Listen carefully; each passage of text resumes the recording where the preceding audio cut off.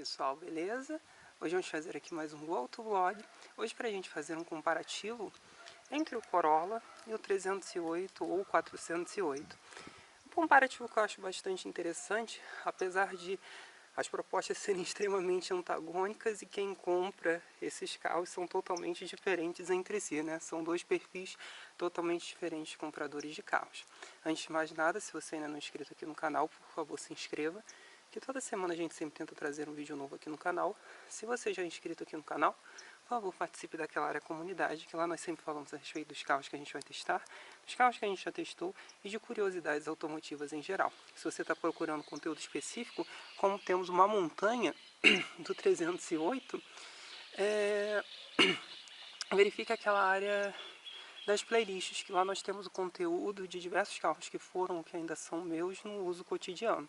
Esse 308, por exemplo, acho que ele já tem até mais de 60 vídeos, então tem conteúdo pra caramba. Bom, antes de mais nada, eu vou falar aqui um tiquinho de Corolla. Esse daqui não é o Corolla da atual geração, né? Ou da geração anterior à atual. É um carro que eu passei a gostar muito, engraçado, né? Eu precisei ter maturidade para entender o comprador de Corolla e passar a admirar o Corolla. Eu era louco pelo Civic, eu tive dois Civics, depois eu tive um Accord. E hoje eu vejo que não são carros que não chegam aos pés desse carro. É curioso isso, né? Primeiro porque isso é um carro muito mais suave. Segundo que é um carro muito mais durável, de fato. Quando eu vejo os Civics que eu tive, né? E até mesmo a partir da era do New Civic, né? Até mesmo os Civics atuais você vê muito mais o Corolla. Tudo bem que o Corolla passou a vender mais, mas os Corollas antigos mesmo, você vê muito mais o Corolla na rua do que o Civic. Então é a prova de que esse carro, ele resiste bem. O Corolla, ele é um carro meio que sem personalidade, né? Apesar da atual geração ser maravilhosa, principalmente com aquele CVT-10, né? E o motor de dupla injeção, com injeção direta e indireta. Mas, assim, é um carro que sempre foi tido como sem personalidade, aquele carro coringa, né? Que ele serve para todo mundo, mas ele não traz alguma experiência muito particular ou específica. Mas eu passei a gostar muito do Corolla por conta da sua suavidade e principalmente da sua resistência, coisa que o Civic não tem, né? Quando você compara com o Corolla, eles vão falar, você tem um Peugeot e o Peugeot dá... Não, o Peugeot não dá problema, o problema são os números. Mas a gente já vai falar disso. Então é um carro muito interessante, né? Apesar de eu achar que ele é um carro muito super valorizado. Ele custa muito caro pelo que ele oferece até hoje. E mesmo no mercado de usados ele é super valorizado. Um Corolla como esse daqui você não encontra abaixo dos 60 mil reais. Enquanto alguns 308 desses daqui, que custavam praticamente o mesmo do que esse Corolla, você já acha na faixa dos 55, um pouco mais rodados, né? Então assim, aí sim, desculpa que meu carro tá todo sujo, mas eu falei, tem que aproveitar que esse carro tá aqui em casa para eu poder fazer essa comparação, que eu sei que vocês gostam disso e gostam muito do Corolla também. Então é um carro bastante interessante nessa parte. Já começa aqui uma coisa que é engraçada, que os dois têm o mesmo tipo de tom de cor, né? O Corolla ele é perolizado, não sei se vocês vão conseguir ver as pérolas dele, ele tem uma pintura mais fina, né? E o que que acontece? Esse daqui é um perolizado mais arroxeado, né? Ele usa uma base roxa das pérolas, enquanto o 308 usa uma base amarela, né? Você consegue perceber bem. O que que é uma pintura triple coat, que é a dos dois carros, né? Por ser perolizado. É uma pintura branca de base, né? Branca básica, que aí ela recebe as pérolas, que é a segunda camada, né? E por fim recebe o verniz, que dá esse brilho e esse tom peculiar e que muda conforme a iluminação. É uma pintura muito chata, tá? Não de manutenção como acontece com as cores escuras, principalmente com o preto, mas por exemplo, para você fazer um retoque como esse daqui que esse carro está precisando, ele é muito ruim, porque a probabilidade dele ficar diferente do capô é gigantesca. Então ela é muito sensível, né? Não é como acontece com uma pintura sólida ou metálica, que ela é mais tranquila nessa parte, né? Mas assim, em termos de montagem e acabamento, tem fatos que são curiosos, que o Corolla eu não sabia. Ele usa também, vocês estão ouvindo isso, ó, lata, plástico. Muita gente fala do Peugeot porque o Peugeot também é, aqui é plástico, lata, né? Eu acho isso muito bom porque às vezes numa encostada mais leve no estacionamento, você não amassa, né? Ele só dilata e depois volta ao lugar. Mas isso não foi feito por conta disso nos dois carros, é principalmente por conta de atropelamentos, né? Para o impacto na vítima ser menor, né? Porque a resistência do metal, né? Ele é muito mais duro, né? No caso desse carro, quando você compara aquele dali. Por que são perfis de compradores antagônicos, apesar desses dois carros custarem praticamente a mesma coisa? Bom, Peugeot é um carro muito mais duro, né, um carro com uma tendência muito mais esportiva, enquanto o Corolla é um carro muito mais suave. Aqui nós temos outro antagonismo, um motor super moderno da BMW, né, feito em parceria com a BMW, que é o THP Flex, 173 cavalos, 24,5 kg de torque a 1.400. Aqui uma escola extremamente tradicional de um motor que a Toyota usa desde 92, que só foi evoluindo, né, que é o Dual VVTi, que é um 2.0 aspirado, né, com 153 cavalos e em torno de 20 kg de torque. A diferença de torque é considerável. Mas o grande segredo do Corolla andar bem, o Corolla ele não anda junto com o 308. Isso daí é um fato eminente. Né? O Corolla ele anda até muito próximo de bons 1.4 turbo que nós temos no mercado, como é o caso do Cruze. Muito próximo mesmo. Só que depois de um determinado momento o Cruze embala e deixa o Corolla mais para trás. Mas o grande segredo dele ter um bom desempenho é, primeiro, porque é um carro muito leve, por mais absurdo que pareça dele ser mais comprido e tudo do que o 308, no caso, o 308 pesa 1.420 quilos, é um carro pesado. Você imagina que o 408 ele pesa mais de 1.500 quilos, que é o sedã do 308. Enquanto o Corolla, ele pesa na faixa de 1.260 quilos, é um carro levíssimo para o porte dele. Né? Isso é impressionante demais. Outro segredo, a caixa. Apesar dos dois usarem uma caixas da mesma marca, que por acaso é uma marca da Toyota, a Aisin, né? A caixa atual do Corolla dessa geração é maravilhosa, que é o CVT-10. Mas vamos falar aqui. Aqui tem um Aisin de 6 velocidades, tradicional epicíclico, né? Muito suave, com controle de neutro automático. Incrível, é um casamento perfeito com esse carro daqui por conta da quantidade de torque que ele tem. Enquanto aqui é um CVT-7. Foi aqui que o Corolla passou a ter um baita de um desempenho, porque esse CVT, ele consegue ter um aproveitamento muito grande das faixas de torque mais baixas, porque como esse carro ele é dual VVTi, ele tem um duplo comando de válvulas variáveis na admissão e no escape, ele tem um aproveitamento de torque muito grande. Né? Esse carro também tem isso, mas aqui no caso ele se aproveita mais, né? Por não ter turbina nem nada disso. Então o câmbio ele sabe trabalhar muito bem. E quando você quer velocidade, ele começa a brincar giro alto na faixa da potência máxima e do torque máximo. Né? O torque máximo desse carro, se não me engano, é 4.500 giros. Então ele fica variando entre a potência máxima e o torque máximo e o carro vai empurrando que nem um louco. Ele vai muito rápido ganhando velocidade, que você não espera para um carro com um câmbio CVT. Isso é incrível. Esse câmbio ele foi desenvolvido em parceria com a Subaru, que a Subaru faz parte de um grupo com o qual a Toyota também é dona, que é a Fuji Heavy Industries. Então assim, é um câmbio muito bom, e aqui também é um câmbio excelente. Perfis de carro totalmente diferentes, né? Apesar de serem carros médios, custarem mais ou menos a mesma coisa. Que a gente tem um carro com um perfil de pneu mais alto, que eu acho adequado, é um aro 16, com um perfil 55, ótimo para passar em buraco. E aqui um certo incômodo, porque não é por culpa do carro, e sim por culpa do nosso asfalto, que é um lixo, um perfil 45 e um aro 17. Tá? Aqui um pneu, baita pneu, que é o Primacy 3 da Michelin, que a besta quadrada aqui saiu queimando ele sem querer, com o tempo, porque não fez o rodízio dos pneus. E aqui a gente está vendo o mesmo efeito no Corolla, tá? Que ele está queimando todinha a banda. Esse carro só tem 14 mil quilômetros e o carro tem 25 mil. E ele já está queimando porque não fizeram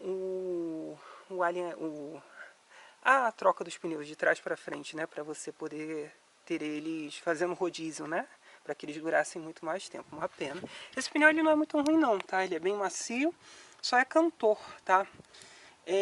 Inclusive a tangência de roda é parecida com a do Peugeot, eu fiquei surpreso, eu estava olhando, ele é meio aberto na traseira, né? Ele é menos do que o Peugeot. O Peugeot você vê evidentemente que ele é bem aberto na traseira.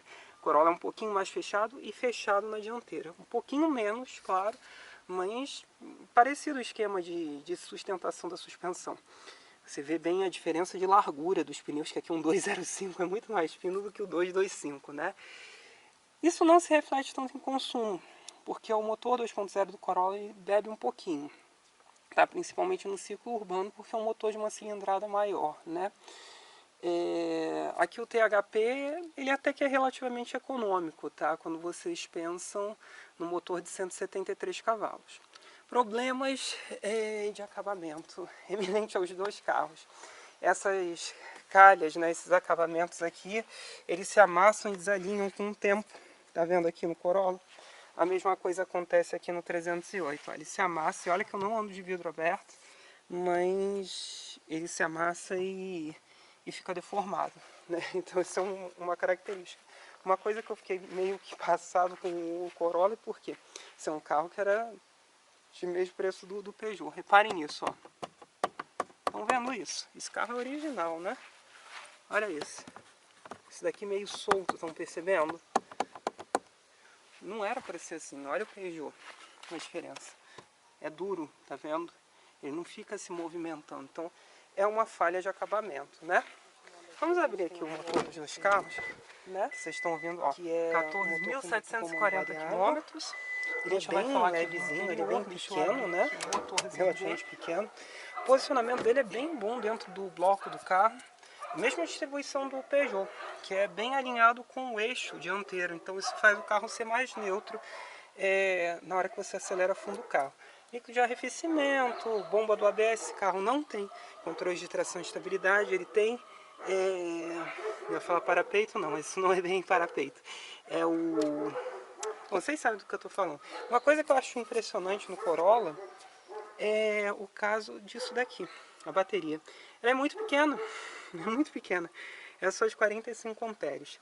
Vocês sabem que recentemente eu fiz a troca da bateria do Peugeot e ela é de 60 amperes, é grande, e ela tem uma proteção térmica, né? Isso daqui é um capricho a mais que o Corolla não tem, né? Que eu acho um erro para um carro que era mais caro.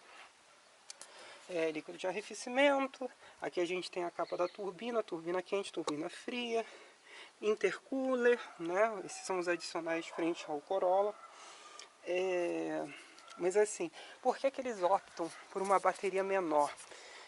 Primeiro que os sistemas elétricos, eletrônicos estão muito mais eficientes do que eram antigamente. Isso é um fato inexorável. Tudo gasta menos energia, inclusive o alarme. Só que uma bateria menor impõe também um consumo menor. Como assim consumo menor? Quando você dá a partida, a bateria ela dá uma descarregada. Então, quanto menor a bateria, mais rápido ela se recarregar, acionando o alternador do carro, entenderam? Então você acaba economizando combustível. Que eu achei meio, sei lá, meio esquisito isso daqui assim, né? Parece que está meio mal montado, mas é dessa forma mesmo. Que é onde fica filtro de ar dele, a admissão dele aqui, olha. Ela é dupla, só que eu acho que ela deveria ser mais alta. Tá vendo? A admissão de ar dele é aqui, né? Escondida quase no para-choque. Então se você passar com uma água aqui nessa região, já há a probabilidade de você gerar um calço hidráulico. Enquanto aqui no 308 é aqui em cima, né? Você tem isso tudo aqui para você passar de água. Mas enfim, detalhes. Então assim, uma bateria bem compacta para um carro dos dias de hoje, né? Plástico que eu já falei para vocês. Aqui dentro é que a gente tem a maior diferença entre o 308 e o 408. Se por um lado é um carro muito mais simples de você limpar, vou tirar aqui a chave dele para ele não ficar piando, porque é tudo plástico duro, plástico duro, plástico duro e com um aspecto vagabundo, me perdoem, mas eu acho um aspecto tão feio. Aqui é macio até, curiosamente. Mas esse plástico aqui é muito feio. Eu gosto de carro com tom claro no interior, porque fica menos quente, né? Mas é tão feio, tão pobre esse que usaram no Corolla. Sei lá, não gosto. O painel principalmente, né? Aqui é plástico macio, aqui é plástico macio. A montagem dele é meio estranha. O painel é feinho, né? Central multimídia ela é muito mais simples, né? E lenta, principalmente. A grande questão aqui é a lentidão de funcionamento. Quando você aperta os botões, quando você compara com o 308 que é rápido, né? Ele é muito mais lento. Ar-condicionado, eu acho que ele... Agora eu não me recordo se ele é dual zone. Deixa eu dar uma olhada aqui. Ele é dual zone, que nem o 308, não. Só que ele só vai me ligar. Deixa eu ver ele aqui. Não. É ar-condicionado de uma zona só, né? Eu acho isso errado, né? Para um carro desse porte, ele tinha que ser pelo menos... de duas zonas, né? A chave é bem mais bonita, que eu acho que é do 308. E você tem o câmbio CVT7, que tem borboletas atrás do volante, que o 308 não traz, que eu acho um erro. Controles no volante, que o 308 não traz, que é por trás do volante, né? E iluminados, né? Esse piloto automático da Toyota é tenebroso, porque é muito antigo esse botão, né? Você liga ele aqui, aí você seta a velocidade, aí você pode aumentar e diminuir. Se você quiser cancelar o piloto, é para trás. É bem antigo mesmo, né? O botão esporte, o 308 também tem, né? Mas o acabamento em geral do Peugeot ele é muito melhor, né? Espelho retrovisor eletrocrômico, o Peugeot também tem, só que não tem como desligar. Esses espelhinhos aqui com iluminação, mesma coisa, né? Só que não tem o teto, né? Todo pro 308 tem teto cielo, né? E eu acho isso uma coisa legal. Só que isso é legal em termos de você ter ele, né? Poder abrir num dia mais frio, é gostoso, né? Ele também tem suas contrapartidas. O que acontece? É muito ruim de lavar, entenderam? Ele é muito ruim de lavar. Porque como ele é um tom preto, né? E ele acumula muito calor, ele acaba secando mais rápido, então sempre marca, né? Então é mais enjoadinho de lavar, mas é o preço que se paga por ter esse teto aí, né? Agora em termos de acabamento, aqui a gente tem imundo o carro, plástico duro, uma faixa de couro maior, macio, aqui duro, painel todo macio também, né? Essa central aqui eu acho ela excelente, que ela tem uma arquitetura de som chamada Arcamis, né, que é maravilhosa. São só 6 alto-falantes, mas tem um grave, tem uma qualidade muito boa, né? Aqui a gente eminentemente dirige mais baixo, curiosamente, porque você olha o Corolla, um carro de linhas mais baixas do que a do 308, e agora olhando um do lado do outro não parece isso. O teto, né, que está fechado agora nesse momento, couro. A Izinha AT6, né, que são 6 marchas, com modo Eco, Sport. O Corolla só tem modo Sport. Quando você alivia o pé no Corolla, ele liga um ecozinho, né? Só que uma problemática que eu acho grande no Corolla é o pedal do acelerador, como acontece em todo carro japonês, porque é muito curto. Então você faz o carro gritar muito rápido, sabe? Aqui não, aqui é um acelerador de curso longo. Você vai acelerando, ele é bem longo e é o que eu gosto. Eu prefiro o acelerador assim. Espaço interno é um menor, porque esse carro tem um entre-eixo menor. Se fosse um 408, obviamente o espaço ia ser bem maior, né? Mas ainda assim, cabe tranquilamente 4 adultos aqui com um espaço para cabeça muito bom. Que é um pouquinho menor no Corolla, tá? Porque ele tem aquele desenho da capota mais caído, né? Enfim, o que a gente quer levar com esses dois carros aqui que a gente está mostrando hoje? Bom, aqui você tem duas opções. Aqui é um carro que ele não aguenta gente que vá bater muito com ele, né? Forçar ele muito, né? Maltratar o carro. E o maltratar o carro não é forçar o carro, e sim forçar o carro de jogar ele com óleos ruins, deixar de fazer a manutenção nele, que é uma coisa comum de acontecer. Enquanto aqui no Corolla você tem um carro que ele tem uma durabilidade quanto a isso, né, aos cupins de ferro muito maior do que o Peugeot, né, em tudo, né, até tem sensor na dianteira que o Corolla não tem, né, de estacionamento que funciona bem.